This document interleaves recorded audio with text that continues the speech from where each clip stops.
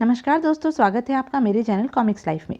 शुरू करते हैं तुलसी कॉमिक्स की एक और मज़ेदार कॉमिक्स, लाल रंग का रहस्य पार्ट 2। वह दुखी मन से वहां से लौट पड़ा। महारानी की जरा सी भूल ने यह क्या अनर्थ कर दिया। हमने जो जय को वादा किया था उसे हम कभी भी पूरा नहीं कर पाएंगे। इधर जय सौमित्र ऋषि के आश्रम में पहुंचा। जय बेटा, आज से तुम इस कुटिया में रहोगे।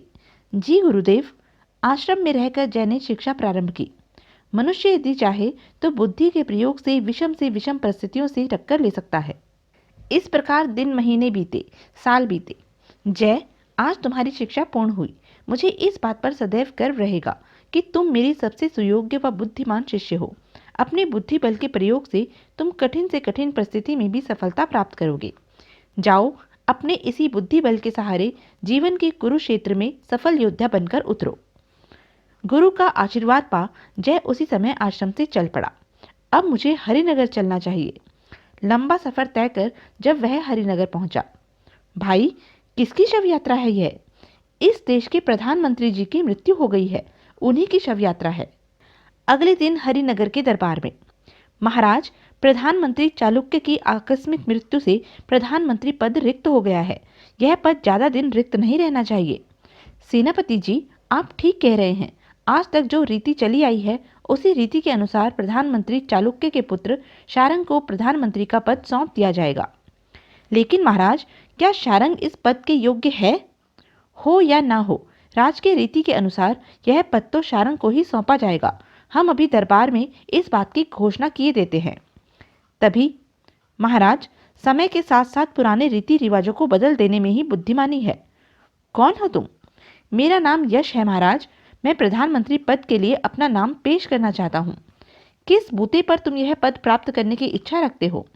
राजा मेले को अपना नाम यश बताने वाला वह युवक जय था।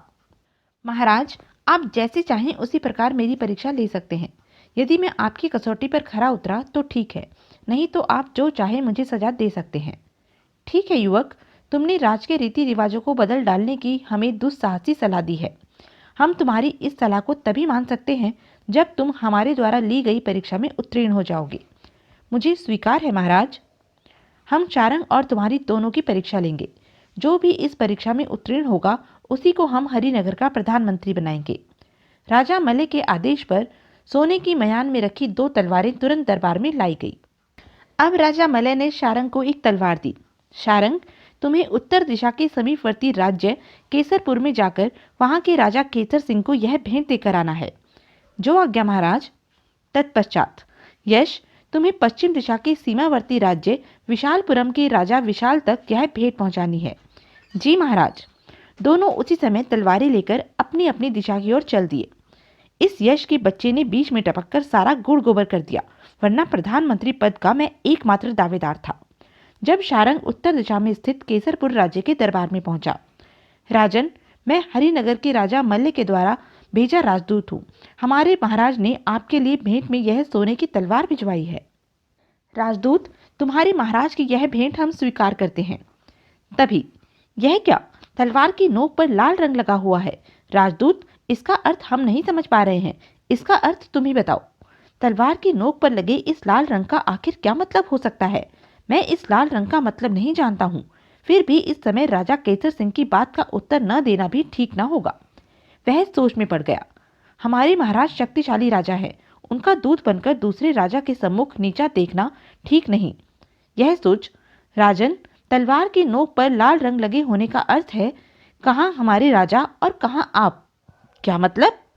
हाँ राजन, लाल रंग का यही रहस्य है। या तो आप हमारे राजा की तलवार की शक्ति स्वीकार कर ले, वरना हमारे महाराज की खूनी तलवार आपके राज्य में खून की नदियां बहाने से न चूकेगी। यह बात है। तुम्हारे राजा को अपने ऊपर इतना घमंड है। जाओ, उनसे कह देना अब युद्ध भूमि में ही शीघ्र तलवार की धारों का फैसला होगा। शारंग के दरबार से जाने पर, सेनापति जी, राजा मले ने लाल रंग लगी तलवार हमें भेजकर हमारी गैरत को ललकारा है।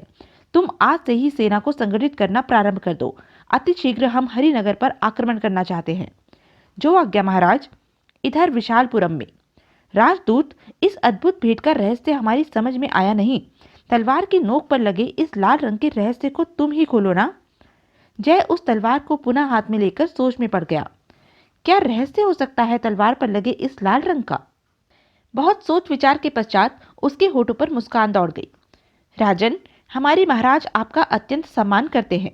यह तलवार उसी सम्मान का सूचक है। तलवार की नोक पर लाल रंग लगाकर हमारे राजा यह बात सिद्ध करना चाहते हैं कि वे और उनका राज्य आपकी मित्रता के लिए खून की एक एक बूंद बहाने से नहीं हिचकेंगी। ओह, यह बात है। बड़े सुंदर विचार हैं तुम्हारे राजा के हमारे प्रति। राजदूत, मैं तुम्हारे राजा को इस मित्रता की सूचक तलवार को मेरे पास भिजवाने पर उन्हें हार्दिक धन्यवाद देता हूँ। मैं भी तुम्हारे राजा का सच्चा मित्र व हितैषी बनने की पूरी कोशिश करूंगा। मेरा तन मन सदैव उनके लिए अर्पित रहेगा। जब जय विशालपुरम से विदा हुआ, राजदूत, सेना की यह टुकड़ी और यह बहुमूल्य उपहार तुम्हारे राजा को भेंट में दे रहा हूं मैं। धन्यवाद महाराज। जय उस छोटी सी सेना व बहुमूल्य उपहारों के साथ हरिनगर चल दिया। इधर केसरपुर की सेना ने हरिनगर की ओर कूच कर दिया। शारंग और जय जब हरिनगर पहुंचे, कहो शारंग, केसरपुर के राजा ने तुमसे क्या कहा? तलवार की नोक पर लगे लाल रंग का अर्थ बताया तुमने? महाराज, जब राजा केसर सिंह ने लाल रंग का रहस्य पूछा तो मैंने उन्हें बताया। शारंग ने विस्तार से उन्हें सारी बात बताई। ओह, तो राजा केसर सिंह शीघ्र ही हमारे राज्य पर आक्रमण करने वाले हैं? जी महाराज। उसी समय एक गुप्तचर आया। महाराज, केसरपुर राज्य की विशाल सेना हरिनगर की ओर बढ़ी चली आ रही है। ओह, अब क्या होगा? इतनी शीघ्र हम अपनी सेना को सुगठित भी तो नहीं कर सकते हैं। घबराइए नहीं महाराज। मैंने विशालपुरम के राजा को तलवार की नोक पर लगे लाल रंग के विषय में जब जानकारी दी तो उन्होंने खुश होकर अपनी सेना की एक टुकड़ी मेरे साथ रवाना कर दी थी। वह टुकड़ी महल के बाहर खड़ी है। तब जय ने विशालपुरम में घटी सारी घटना विस्तार पूर्वक राजा मलय को बताई। महाराज, चिंता करने से कुछ नहीं होगा। आप सेनापति जी को कहिए कि वे सेना के साथ केसर नगर की सेना का मुकाबला करें। पीछे से मैं अपने साथ लाई सेना की टुकड़ी के साथ केसरपुर की सेना पर आक्रमण कर दूंगा। दो तरफ से हुए आक्रमण को केसरपुर की सेना झेल नहीं पाएगी और उस अवस्था में विजय श्री हमारे हाथ ही लगेगी। ठीक है, ऐसा ही करके देखते हैं। हरिनगर के सेनापति ने सामने से सेना के साथ केसरपुर की विशाल सेना का सामना किया। पीछे से जय ने अपनी सैनिक टुकड़ी के साथ धावा बोल दिया। जय की आशा के अनुरूप युद्ध में विजय हरिनगर की सेना की ही हुई। जय, तुम्हारी वजह से ही हमें यह जीत हासिल हुई है। हम तुम्हें प्रधानमंत्री का पद सौंपते हैं। महाराज, यह तो आपका मेरे प्रति अन्याय होगा। चुप रहो शारंग। एक तुम हो जो हमारी भेंट के बदले युद्ध लाए और दूसरी ओर यह यश है जो हमारे लिए बहुमूल्य भेंट ही नहीं अपितु मित्र राजा की शक्ति और सहानुभूति भी बटोर लाया। मैंने तुम दोनों को एक सी भेंट दोनों राजाओं को देने के लिए दी थी, किंतु तुम दोनों ने अपनी अपनी बुद्धि से उन भेंटों के अलग अलग अर्थ निकाले। यश की बुद्धिमानी और दूरदर्शिता से प्रकट है कि यह संकट में सूझबूझ से काम लेने वाला मनुष्य है, जबकि तुमने अपनी मूर्खता से केसरपुर के राजा को हमारा सदैव के लिए शत्रु बना दिया है।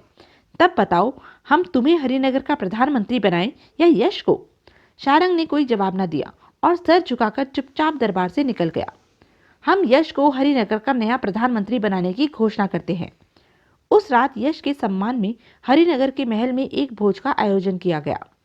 क्षमा करें महाराज, मैं भोजन इस चांदी की थाली की अपेक्षा सोने की थाली में करना पसंद करूंगा। ठीक है, हम उसका भी प्रबंध करवाए देते हैं। जब जय के लिए सोने की थाली में भोजन परोसा गया। देख लीजिए महारानी जी, जिस दिन के बारे में कभी आपने मना किया था, आज वह दिन आ गया है। यह आप क्या कह रहे हैं प्रधानमंत्री जी? महारानी जी, याद कीजिए, आज से 15 वर्ष पूर्व जय नाम के एक बालक को आपने केले के पत्ते पर भोजन परोसा था। ओह हाँ, याद आया। उस हठी बालक ने तब उस भोजन को खाने से मना कर दिया था। उस बालक ने आपसे यह भी तो कहा था महारानी जी कि वह अब तभी इस महल में भोजन करेगा जब उसे आदर सहित सोने के थाल में भोजन परोसा जाएगा। हाँ, कहा तो था, लेकिन आपको उन बातों के विषय में कैसे पता? मैं वही बालक जय हूँ महारानी जी। तुम जय हो? ओह, तुम? तब राजा मलय ने महारानी सुनंदा से कहा, देख लो महारानी, जिस बालक को तुमने मगरूर समझा वही आज इस देश का प्रधानमंत्री है। ऐसा न कहिए राजन। यदि महारानी जी ने उस वक्त मुझे तिरस्कृत नहीं किया होता तो मेरे मन में भी ऊंचा उठने की तीव्र लालसा न जागती। मैं तो महारानी जी का एहसानमंद हूँ। यह तुम्हारी विनम्रता है प्रधानमंत्री। जय ने कुशलतापूर्वक प्रधानमंत्री पद संभाल लिया था। एक दिन वह बीसलगढ़ जा पहुंचा।